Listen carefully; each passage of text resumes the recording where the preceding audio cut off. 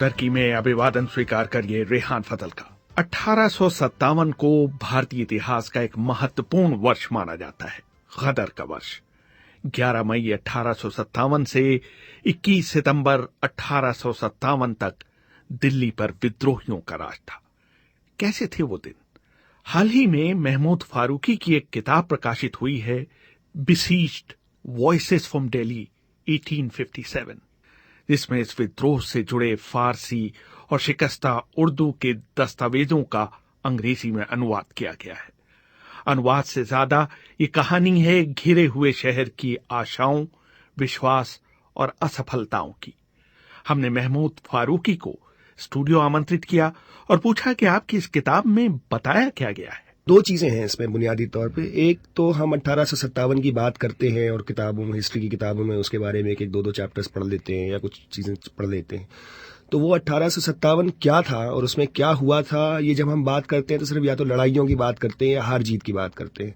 तो मैं अपनी किताब में ये दिखाने की कोशिश की है कि जो बड़ी लड़ाई हुई या अंग्रेजों के खिलाफ लड़ाई हुई या बगावत हुई या जो भी आप कहें, क्रांति हुई, उसमें बहुत सारे आम लोग थे जिनकी अपनी छोटी छोटी परेशानियां थी। किसी के घर में दूध नहीं पहुंच रहा था, किसी को पान नहीं मिल रहा था, किसी को सब्जी नहीं मिल रही थी, या सड़क पे कूड़ा पड़ा हुआ था। तो ये तमाम जो परेशानियां आम लोगों की जिंदगी में थीं, या आम लोग, दुकानदार, ताजिर, साहू, बनिया, भिश्ती, बढ़ई, कहार, ये लोग उस 1857 में किस तरह से इन्वॉल्व थे, उनकी जिंदगी में क्या हो रहा था, वो खुद क्या कर रहे थे, और दिल्ली शहर में खास तौर से क्या हो रहा था। ये किताब बुनियादी तौर पर उन सब के बारे में है। ये बताएं, कहाँ से आपने शुरुआत कैसे की? प्रेरणा आपको कहाँ से मिली? कब आपने सोचा कि इस पर इस अंदाज में लिखा जाए? इत्तेफाक की बात है, मतलब वो हवादसात हैं जिंदगी के, कि मैं विलियम डालरिम्पल के साथ उनकी किताब द लास्ट मुगल पे काम किया था। मैंने उसके पहले हिस्ट्री पढ़ी थी अपने पोस्ट ग्रेजुएट लेवल पे, पर मैं और फ्रीलांसिंग कर रहा था, कुछ और काम कर रहा था। तो उनकी किताब पे काम करते वक्त मुझे ये सेट ऑफ डॉक्यूमेंट्स, दस्तावेज हैं जो नेशनल आर्काइव्स में मौजूद हैं, तो ये मेरी इंतहाई खुशनसीबी थी कि मुझे इतने जबरदस्त सेट ऑफ डॉक्यूमेंट्स पे काम करने का मौका मिला, उन्हें देखने का मौका मिला। जो एक 4 महीने का एक पीरियड है जिसमें दिल्ली में 1.5 लाख लोग हैं और शहर के बाहर अंग्रेजों की फौज है। अब उस 1.5 लाख लोगों के ऊपर और उन मोहल्लों, उन जगहों के ऊपर क्या गुजर रही है, ये इतनी तफसील में, इतने डिटेल में मुझे उन डॉक्यूमेंट्स से देखने को मिला, खुद पढ़ने को मिला, और खुशनसीबी मेरी कि लोगों के सामने मैंने लाने को मिला।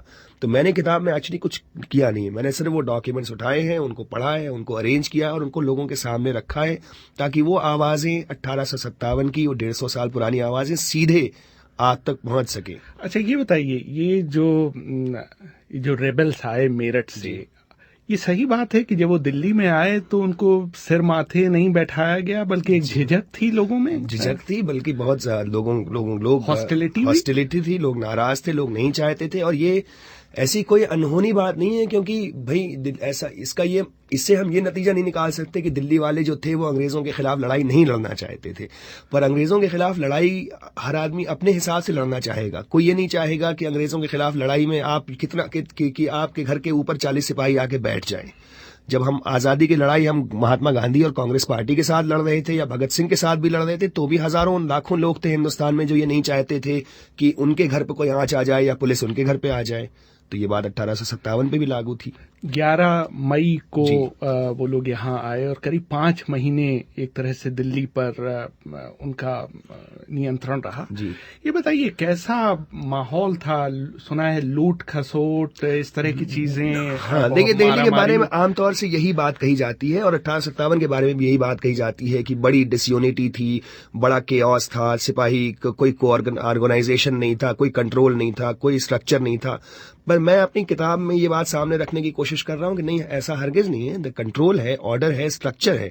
पर जाहिर सी बात है, अगर 1.5 लाख शहरियों के बीच में 70-80 हजार फौजी आ जाएंगे, कुछ ना कुछ केओस तो फैलेगा ही। अगर आज दिल्ली शहर में जितनी इसकी आबादी है, अगर आप 30 लाख सिपाही आके बैठ जाएंगे तो शहर का क्या हाल होगा।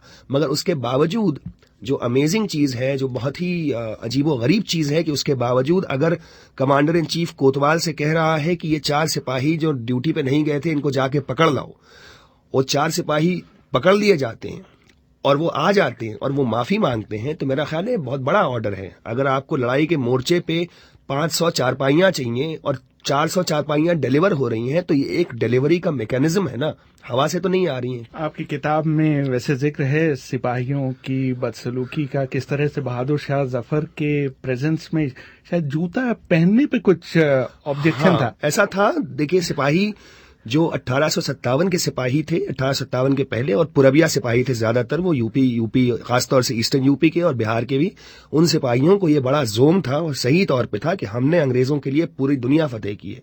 हम बर्मा फतेह किया, हमने अफगानिस्तान फतेह किया, हमने राजस्थान फतेह किया, हमने दिल्ली फतेह किया। तो जब सिपाही, ये सूरमा सिपाहियों को ये एहसास था कि हम वर्ल्ड कॉन्करर्स हैं और अंग्रेजों ने हमारी मदद से ये सारी सरकारें जीती हैं, तो फिर वो हमारे साथ ऐसा सलूक कर रहे हैं, तो सिपाहियों में तैश था, गुस्सा था।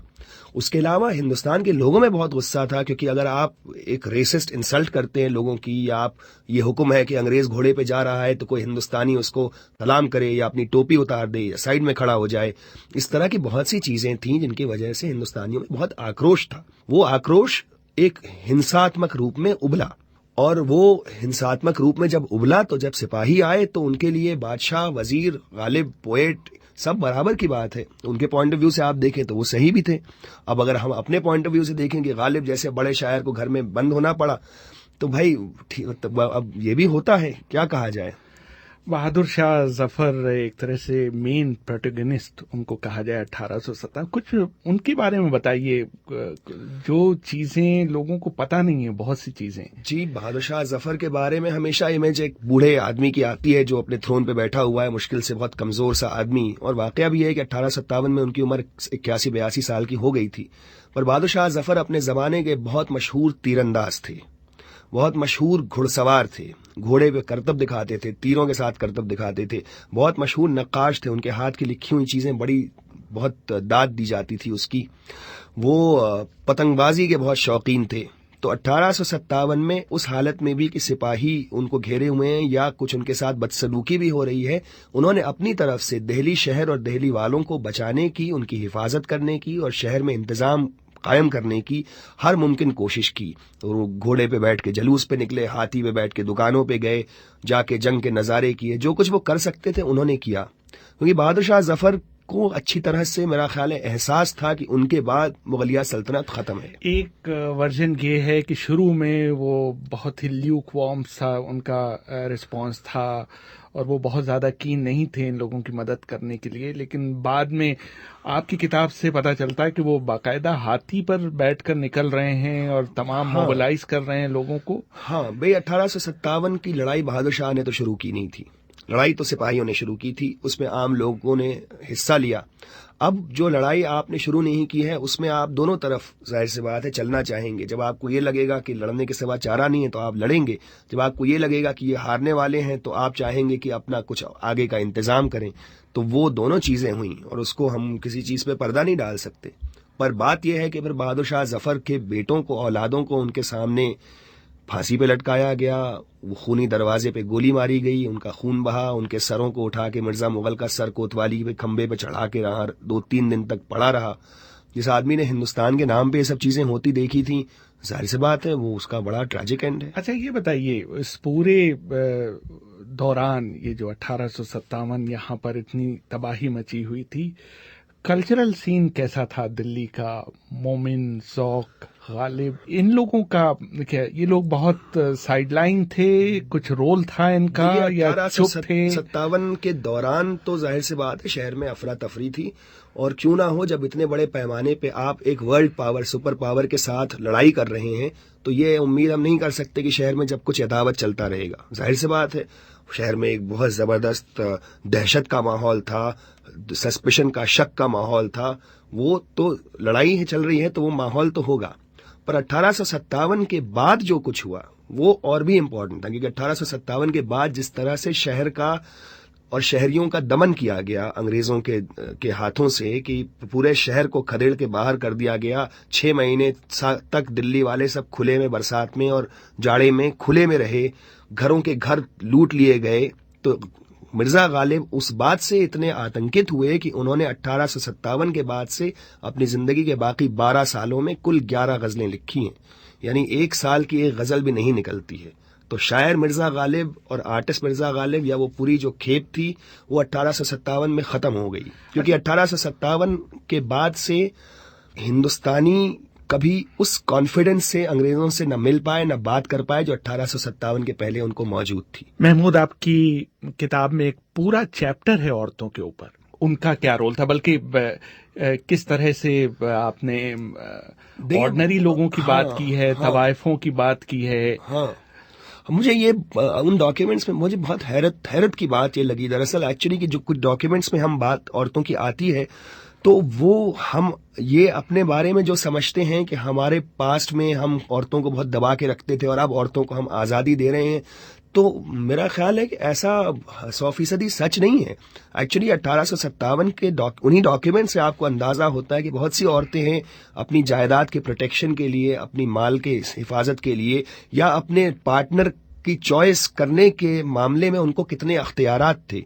अगर किसी औरत से कोर्ट में उसके पास एक उसका पुराना शौहर आ गया है जो कह रहा है कि ये मेरी है, भगा के उसको ले जाने की कोशिश कर रहा है जबरदस्ती, और अदालत में उस औरत से पूछा जाता है कि तू किससे राजी है, ये फ्रेज है, तो ये एजेंसी है औरत के हाथ में कि वो तय करके बताए कि वो किसके साथ जाना चाहती है। वो कोई फैमिली, कोई परिवार, कोई बिरादरी, कोई समाज, कोई शासन, उसके ऊपर नहीं वो अंकुश लगा रहा है, वो उससे पूछा जा रहा है तो किससे राजी है। तो वो सवाल पूछे जाना ही, अब उसका क्या हुआ उस केस का वो अलग बात है। आपकी किताब में सारी माइन्यूट डिटेल्स हैं, लेकिन शायद बहादुर शाह जफर के आखिरी दिन जो कि शायद उन्होंने रंगून में बिताए जी, उसका जिक्र नहीं है। लेकिन आप हिस्टोरियन हैं, बताएं कि क्या आखिर उनका अंत कैसे हुआ। हाँ भाई, बहादुर शाह जफर का अंत तो दिल्ली से ही शुरू हो गया था। बहादुर शाह जफर को कैद करने के बाद से लाल किले की एक कोठरी में रखा गया था, जहां अंग्रेज सैलानी आके उनका, जैसे आप लाल किले को देखने आते थे वैसे ही उनकी कोठरी में आके उन्हें देखते थे कि ये है बहादुर शाह जफर। तो जिस आदमी का, जिस बादशाह हिंदुस्तान का दिल्ली में ही ये हाल था, वो जाहिर से बात है उसने अपनी मौत की हसरत में ही बाकी साल गुजारे, बाकी वक्त गुजारे। यहाँ से उनको रंगून भेजा गया और उसी के आसपास रंगून का बादशाह को वहाँ महाराष्ट्र भेजा गया, रत्नागिरी में। तो ये अंग्रेजों की दुनिया भर की हुकूमत थी कि बादशाहों की तिजारत इधर से उधर हो रही है। तो अब उसमें अफसोसनाक है और दर्दनाक है वो जो आखिरी अय्याम उनके हैं कि मतलब दो गज जमीन भी न मिली कुएं यार में, है कितना बदनसीब जफर दफन के लिए।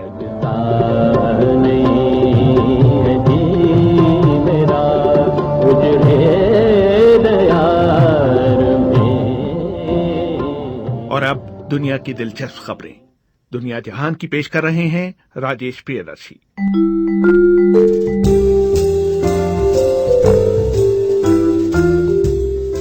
सबसे पहले बात हेनरी और वेलेरी की शादी की।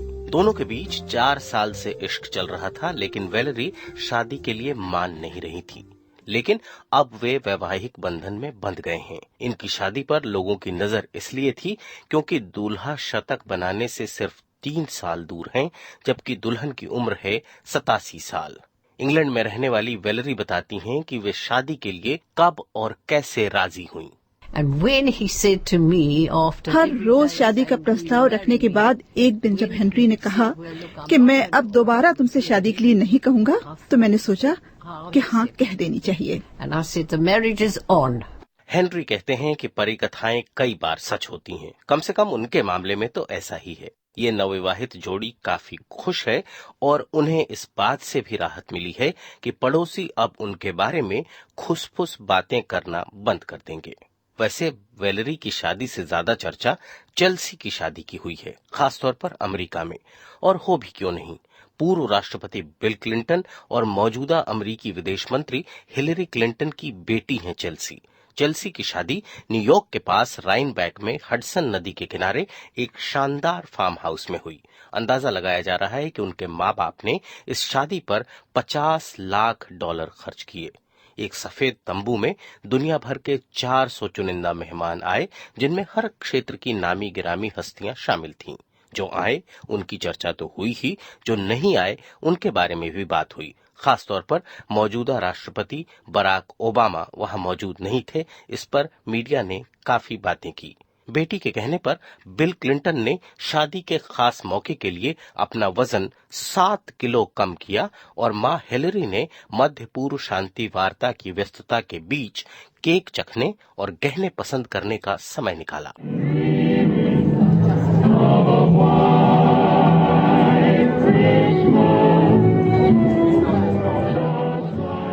क्रिसमस का संगीत और लोगों की चहल पहल, वो भी अगस्त के महीने में। लंदन के एक नामी सुपर स्टोर सेल्फ्रिजेस ने 5 महीने पहले ही क्रिसमस का माहौल बना दिया है। मंदी के इस दौर में सुपर स्टोर को उम्मीद है कि इससे लोगों को क्रिसमस की खरीदारी करने के लिए लंबा वक्त मिलेगा और उनकी कमाई पिछले साल के मुकाबले बेहतर रहेगी। दुकान की मैनेजर का कहना है कि 5 महीने पहले ही क्रिसमस केक, क्रिसमस ट्री और क्रिसमस कार्ड जैसी चीजें बेचने का फैसला ग्राहकों की मांग को ध्यान में रखकर किया गया है। अगर क्रिसमस की तैयारियां अभी से शुरू हो गई हैं, तब तो दीपावली की तैयारी के लिए अब बहुत कम समय बचा है।